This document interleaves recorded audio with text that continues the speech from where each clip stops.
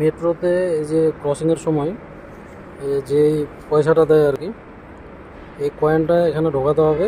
আর এই যে হলুদ দাগটা আছে, হলুদ দাগটার ওপারে গেলে কিন্তু হবে না, এপারেই থাকতে হবে, নাহলে আওয়াজ হবে আর এটা খুলতে চাইবে না।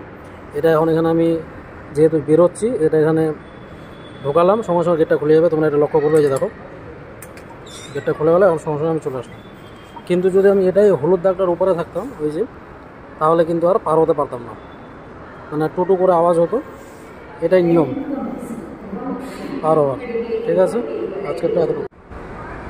মেট্রো থেকে নিচে যাচ্ছে এক্সিট পয়েন্টে, কাঙ্গেরি।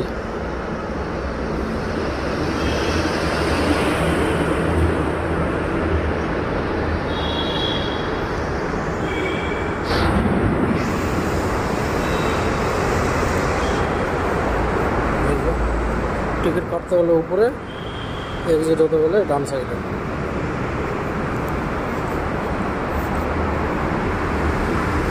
এখানে সবসময় গার্ডরা থাকে।